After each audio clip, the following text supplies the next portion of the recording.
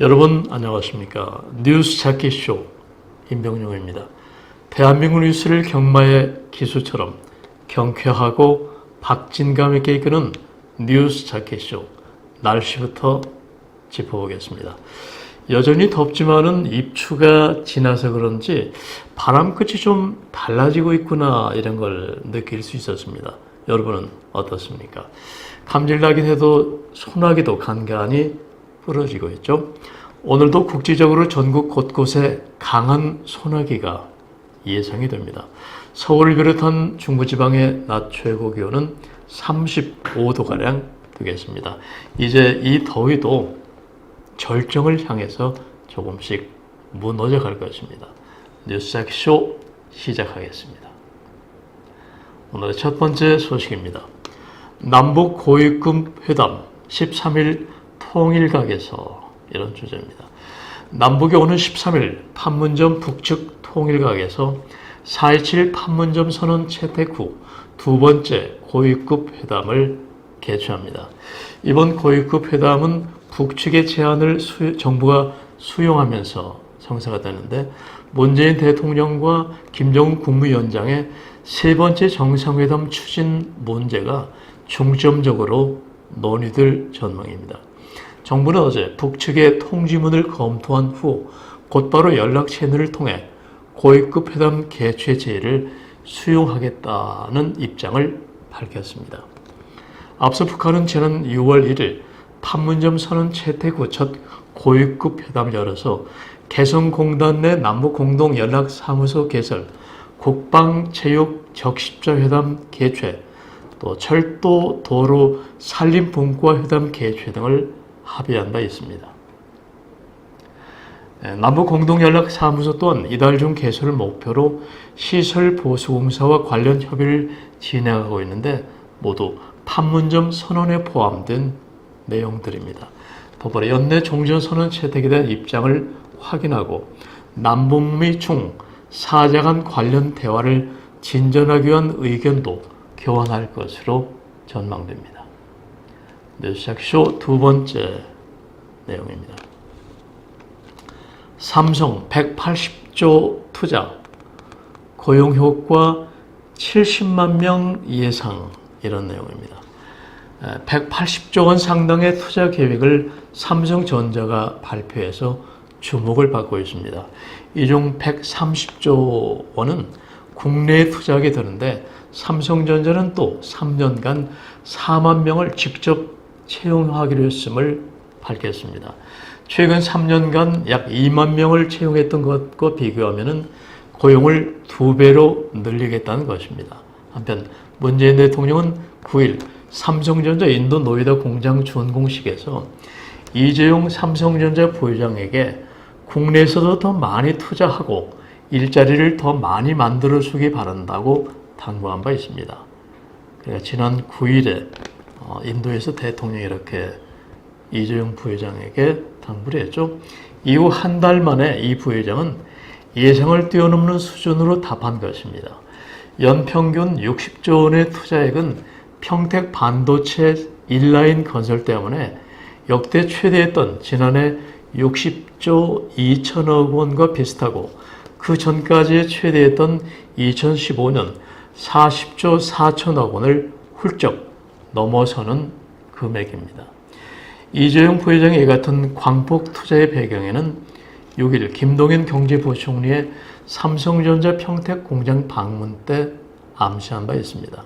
당시 이 부회장은 국민에게 지지받고 투자자 협력사, 중소기업 등에서도 지지받아야 한다는 부총리 말씀을 명심하겠다고 말한 점입니다.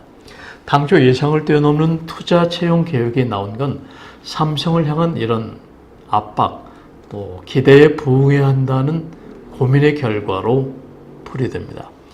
이 130조 원의 국내 투자액 중 25억 원을 인공지능, 5세대 이동통신, 바이오, 또 자동차 전자장치 부품 등 삼성이 꼽은 4대 미래 사업에 투자할 계획인 것으로 알려졌습니다.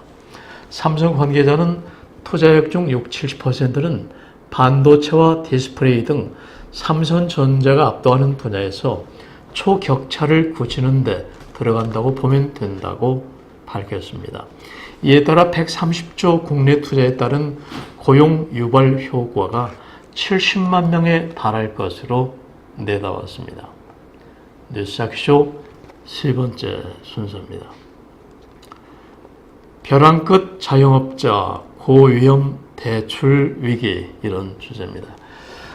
저축은행, 카드사 등 금융기관에서 고금리 신용대출을 받은 이른바 고위험 대출 자영업자가 지난 3월 기준 전국 15만 명에 육박한다는 조사 결과가 나왔습니다. 특히 2014년 말 이후 3년여 만에 고위험 대출 받은 자영업자 수가 5만 명이나 늘어난 것으로 나타났습니다. 한국은행의 추경호 자유한국당 의원실에 제출한 자료에 따르면 지난 3월 기준 전국 고위험 대출 보유자는 114만 3천 명으로 집계되었습니다. 이 자료는 한국은행 가계부채 데이터베이스를 기준으로 한 추정치입니다. 이 고위험 대출 보유자는 저축은행에서 신용대출을 받았거나 카드사 대출이 2건 이상 있는 경우, 또 상호금융기관에서 2억 원 이상 일시상환 대출을 받은 사람, 5곳 이상 금융기관에서 대출이 있는 다중채무자를 가리킵니다. 문제는 고위험 대출 보유자 중 자영업자의 비중이 빠르게 늘고 있다는 점입니다. 고위험 대출 보유자 중 자영업자 수는 2014년 12월 9만 8천 명에서 지난 3월 14만 8천 명으로 3년 3개월 만에 5만 명이 늘어난 것으로 추정이 되었습니다. 추경호 자유한국당 의원은 자영업자들은 최저임금이 급격하게 오르면서 비용 부담이 커진 데다 앞으로는 이자 부담까지 쌓이게 된 상황이라면서 규제를 풀고 전체 경기를 살려내는 게 자영업자 등 소상공인을 위한 최선의 방법이라고 강조했습니다. 뉴스쇼 네 번째 순서입니다. 한국전력 이달 들어 시총 1조 8,296억 증발, 이런 주제입니다. 한국전력이 탈원전 정책으로 인한 실적 악화에 이어 2,716억 원 규모의 전기요금 할인 비용까지 떠안는 이중고에 시달릴 것으로 보입니다. 정부가 2015년, 2016년 누진제를 한시적으로 완화했을 때도 한전은 각각 1,300억 원, 4,200억 원 규모의 요금 인하분을 전부 부담한 바 있습니다. 당시에는 한전의 영업이익이 10조 원을 웃돌았지만 올해는 탈원전 정책 여파로 2개 분기 연속 적자를 내고 있어서 실적 악화가 더 심해질 것이라는 관측이 나온 것입니다. 한나라의 정책이 골고루 만족되고 생산적이고 효율성을 높일 수는 없지 않나. 이 한전의 시가총액이 8,296억 원 증발됐다는 기사를 전하면서 그런 생각이 드나요? 최근에 영국 모사이드 원전 프로젝트에 우선 협상 대상자 지위를 상실하는 등 한전의 원전 수출 구상의 제동이 걸렸고, 또 자회사 한국 남동발전의 북한 석탄 수입 의혹까지 겹쳐서 주가가 곤두박질 친 것도 이런 경영수지 악화를 가속시키고 있습니다. 이달 들어서만도 한전의 시가총액은 1조 8,296억 원이 증발했습니다. 이번에는 뉴스 제목의 힘, 제목 뉴스 1, 2, 3, 4, 5입니다. 본문에서 다 짚어드리지 못한 비중이 큰 뉴스를 제목을 통해 짚어볼 수 있는 헤드라인 뉴스입니다. 먼저 국민연금 보험료 20년 만에 올린다. 두 번째, 청와대 은산 분리 같은 규제 혁신 리스트 30개. 다음은 거리로 나온 소상공인 우리도 국민 취급해달라. 상당히 절박한 지금 소상공인들의 입장이 여러 곳에서 나오고 있습니다. 네 번째, 국토부 안전진단 안 받은 BMW 운행 중지 명령 검토. 네. 다섯 번째, 비핵화 오래 못 기다려 볼터니어 헤일리도 북에 경고.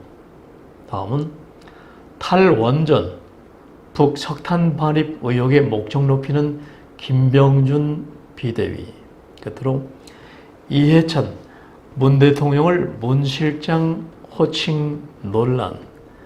네, 이해찬 의원이 해명은 했습니다마는 이런 호칭 논란이 계속 이어지고 있습니다. 이어서 뉴스 속 유머 한 자락 코너입니다. 뉴스 속에 담긴 유머를 발췌해서 시청자 여러분과 함께 음미해보는 시간입니다. 두 번째 오늘 주제는 언제 불날지 모르는 BMW 주차를 금지합니다.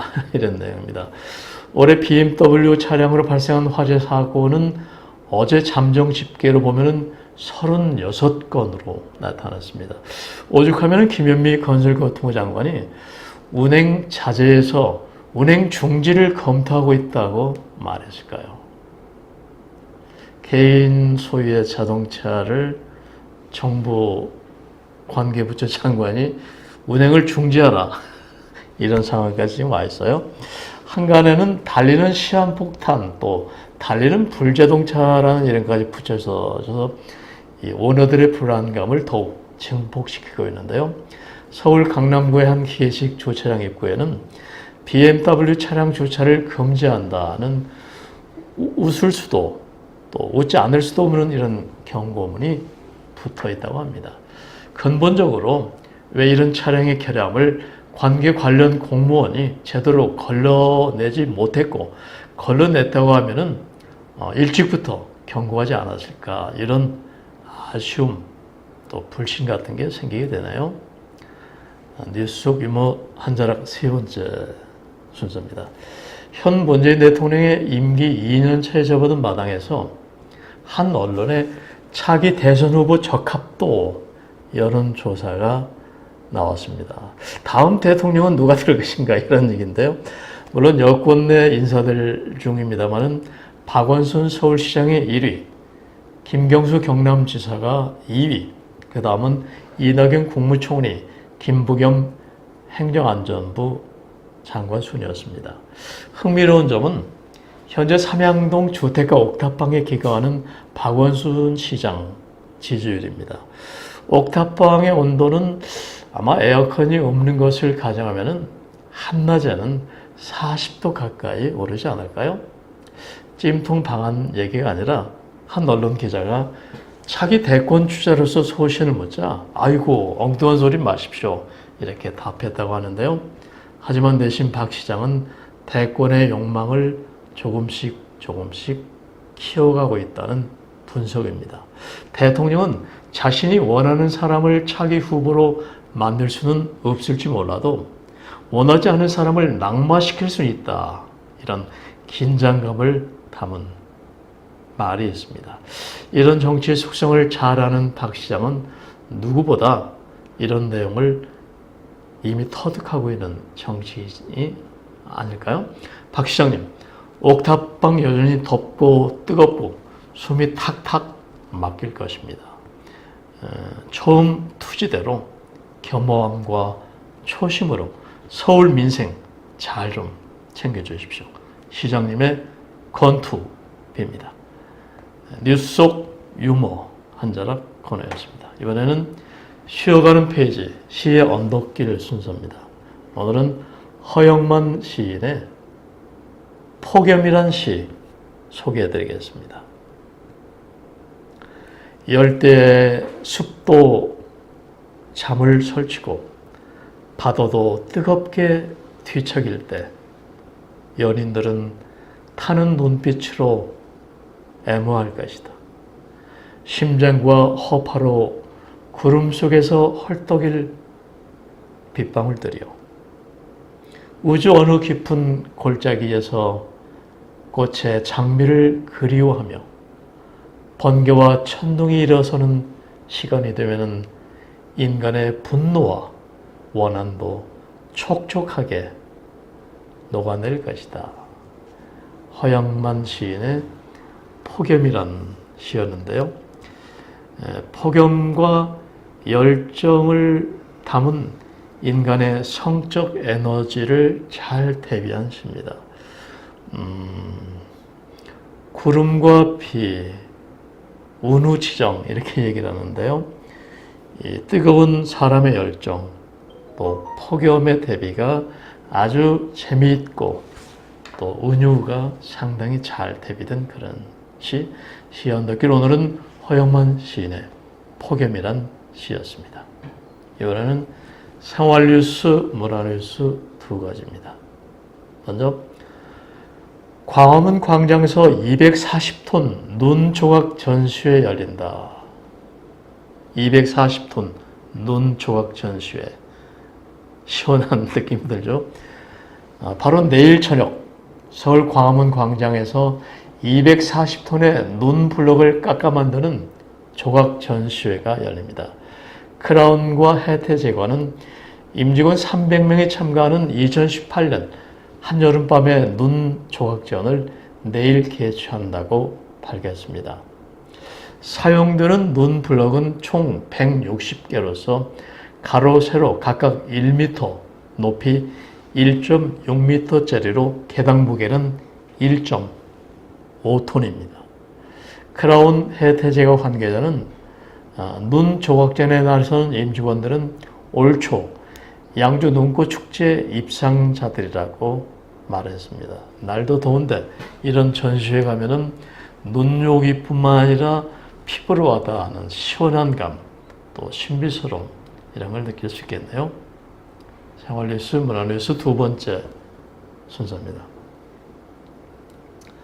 아르바이트생 86% 최저임금 인상 걱정. 임금이 올랐는데 왜 걱정을 할까요? 아르바이트생 절반 이상이 내년 최저임금 인상으로 아르바이트 구직난을 우려하고 있다는 설문조사가 결과가 나왔습니다. 아르바이트 포털 알바몬이 7일 발표한 2019 최저임금 관련 설문조사 결과에 따르면 알바생 3,011명 중 85.8%가 내년 최저임금 인상이 걱정된다고 답했습니다. 올려도 걱정, 올리지 않아도 불안. 참 어렵네요. 걱정되는 이유로는 전체 응답자의 57%가 알바 일자리 축소와 구직난을 뽑았습니다. 세상 모든 일은 상대적인 것 같아요. 인건비 상승에 자영업자들이 아예 알바 고용을 안 할 것을 가장 우려한다는 의미입니다. 그 다음으로 최저임금 인상에 따른 물가 상승, 갑작스런 해고, 알바 시간 축소 통보 등을 꼽았는데요. 알바생들도 최저임금 인상으로 어려워질 자영업자들의 형편을 걱정하고 있는 것으로 나타났습니다. 나를 고용해서 월급을 주는 자영업 사장들의 입장까지 알바생들이 걱정하고 있다는 이런 내용입니다. 응답자의 82.2%는 최저임금 인상에 따른 고용주들의 어려움에 공감한다고 답했습니다. 대통령은 최근에 그 자영업 담당 비서관까지 두고 여러 가지 고심을 하고 있는데 지지율은 내려가고 참 어려운 게 임금, 최저임금 인상, 소상공인 문제, 여러 가지 원격 의료 지원 문제, 이런 문제가 아닐까 생각이 드네요.